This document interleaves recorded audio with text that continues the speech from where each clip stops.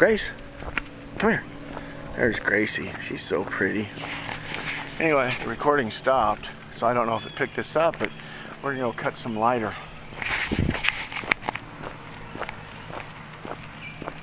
And I thought I'd just take you along. But here I am, still out hiking, losing weight. Lost another 5. Just keep going down. So probably reach my goal by summer, I hope. And that'll be cool, huh? There's the lake right there. My lake. There it is. Can't hardly see it through there. Huh.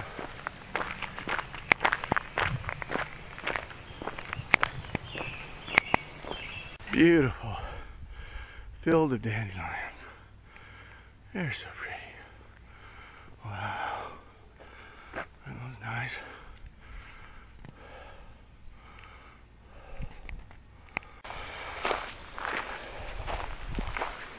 Okay, what we're looking for down here is we're looking for fallen dead pines like this one. See that one there? He died standing. He'll be full of resin. But he's not on the ground yet. And it's not just the stumps I'm after, it's those sticks. And if you can find some that have fallen and rotted, then the resin will be all that's left in some wood. So you check it by pushing on it. You know, you push on it with your foot. I mean, that'll burn. That's probably got resin in it. One of the best ways to check it is by smelling it. And that's got resin in it, but you really want something that's easier to harvest. And that is one that's been down for a while and looks like it's completely rotted, all except for where the branches are. And this very small piece on the inside, this core on the inside. And that will process real easily into nice chunks of lighter. So you just go through here and check them. Now that looks pretty promising. See how that's falling apart there? That's kind of what you want. You want it falling apart like that. Let's check it out. Come here, Grace.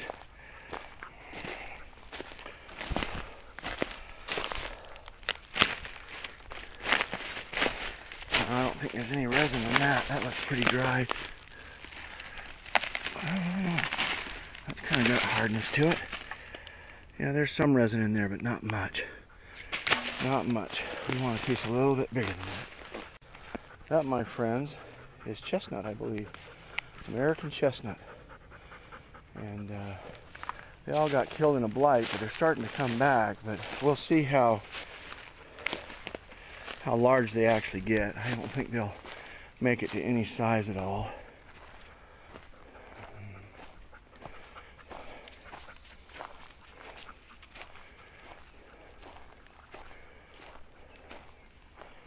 See, that's going to make a nice one there. That puppy's just full of resin. But like I say, it's not rotted enough. Very difficult to process when it's like that. The lake looks nice today. They're keeping it up for the boaters, which is nice. We haven't had any rain. The last 10 years, every time it didn't rain for very long, they let it lower. Said they were giving all the water to Alabama. Yeah, right. The Alabama people are screaming, "Hey, our cockles are dying. Our cockles are dying. And they're endangered. We should have made the water endangered, then we could keep it up here." Anyway, moan and complain. That's all he ever does anymore. Wild grapes are going to be very, very plentiful this year. You see that? That's nice. That's very nice. They're all over there. See them? Wild grapes. Or muscadines, or sculpinines, or something bind. So I saw this tree, and of course that right there, that's probably pure resin. It's hard to get at. See, it's not started to rot yet, because you can usually find a lot of resin in these little dudes. Just have to knock them off there. But look what I found. This is what we want right here. You see how that's rotted out of there? Just falling apart? Well, there's resin in these, right there. See that? That is solid resin right there. You can even see it. See the honey color? And of course, if you doubt it, look at that. That's just pure resin. You can smell it. Smell it on my axe. Yep, pure resin. So what we're going to do is process this piece here. We're going to cut it off and process it a little bit. I'm going to show you this fine axe. And it's not huge, but it's beautiful. And this is how I like to do mine. You know, put some nice cordage on it to hold it. I built me a nice sheath for it. Works very well. And it's Swiss. I got it off the internet as a hatchet for $7. It's Swiss military. And of course, you know the Swiss with all their nice steel. See that marking? That's Swiss. And I took the hatchet, which was completely unusable. The handle was very short. It wasn't properly weighted.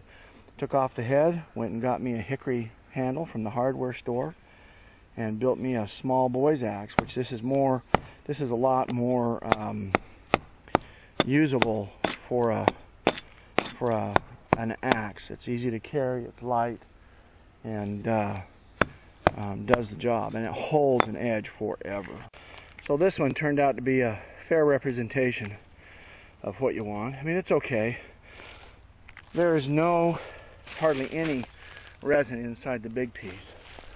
And the smaller pieces, this one's good. That's got some good resin in it. You can smell it.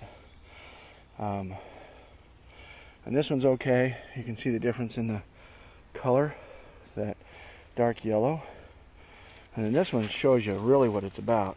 This is a little bit resiny. You could use it to light a fire, but that will just throw a spark on that. That'll just burn. That's just solid resin up in there. So that's what I go after. There's another piece, but you can see that log is not what I'm looking for, right? I would like all of this to be resin in this area, not just that little piece. So like I said, the idea is not to waste your time and not to have to spend a lot of energy. And look at this one. This one looks more promising. It all depends upon how they died. If they died standing, which this one may or may not have, it may have fallen down and then rotted, it's going to have less in it. While that one, that looks like a good prospect because it looks older, and we'll go check. So that one did turn out to be extremely promising. In fact, it's one of the best ones out here. Sometimes I like to find them just dead, so they're lying on the ground, all the way on the ground. That one's not. And the only thing that's left are these little branches sticking up, and you can actually just pull them off with your hand or kick them and they'll come off. Don't need an axe. But that's a good piece to process. Probably further down it where it's laying on the ground would be nice. I have a whole bunch at home I'll show you, but here are the 3 branches that I took off, trying to give you an idea of the difference. You see that? That's just solid lighter. The whole thing is just resin. See that nice honey color? Of course you can smell it. Oh yeah, that's good stuff.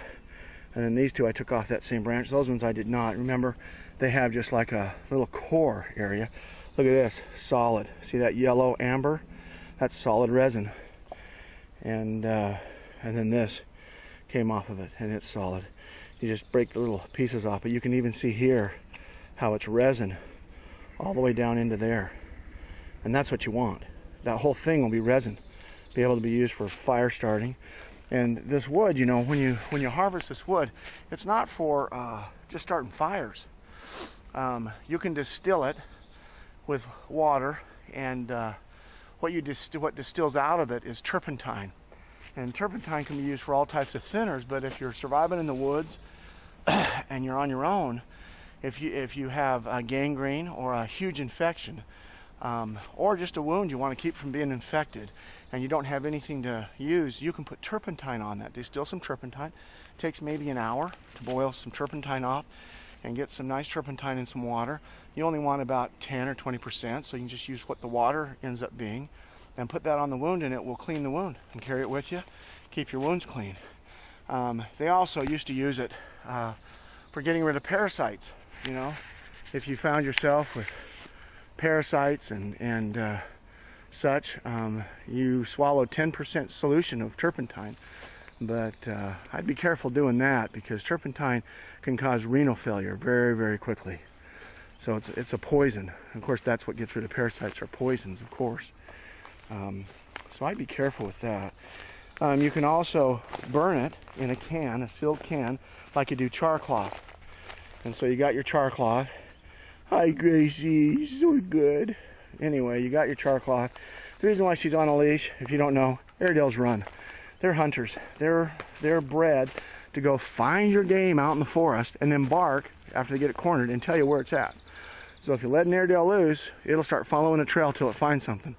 And I mean, it'll go. They take off. So she has to be on a lead unless I'm hunting deer or something like that. She's a great deer dog. She can keep a deer cornered for quite a while. Anyway, you take a double can boiler over the fire. So it's not really a boiler, but a sealed can. And you put the turpentine in the wood chunks after you process this and get all the dead wood off the outside, which on some of these is not very much. That one's solid. You split them, put them in the top can, put a hole in the top can under here, put another can underneath it with heat. You can bury it in coals or whatever, and it will separate the resin into the can, and usually it's hot enough to where it turns black. So that's tar. That can be used for making, putting fletching on arrows or points on, attaching anything, treating cordage so that it's stronger on a bow. And then, of course, if you take this and you apply very, very mild heat in it and boil out, not burn out, but boil out this resin, then that makes resin. It'll dry into a clear sap-like resin, but it'll be concentrated. And, of course, that can be used for your bows, fishing lines, anything that you would make cordage out of and need to make stronger and keep waterproof. That's what it's for. But if you have any other uses for pine tar or pine sap, you can coat wood with it and make varnish out of it. It's phenomenal. But anyway, rate my video. Rate my video. No, you don't have to rate it. Anyway, hope you enjoyed this, and look forward to making more videos. Thanks for watching. Bye. Shipping out. Come on. Come on up here.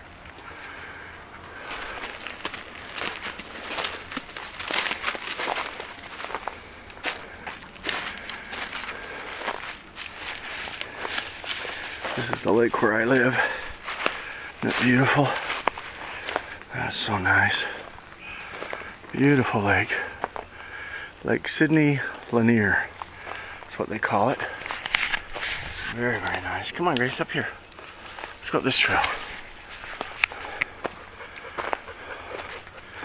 She says, a trail? I don't see no stinking trail. What trail?